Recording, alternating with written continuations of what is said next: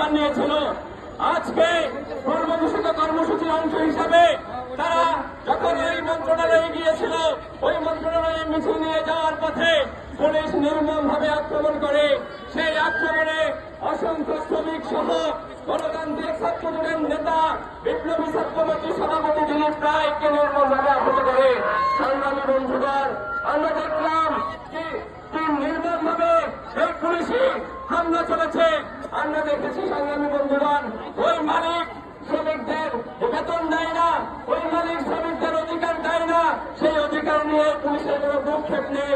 সংগ্রামী বন্ধুগণ, আমরা দেখলাম ওই পুলিশ হামলা চালানো, হামলার পরে আমাদের বন্ধুদেরকে অ্যারেস্ট করলো, তারপরে এখানকার সেনাবাহিনী এসে আমাদেরকে পাহারা দিল।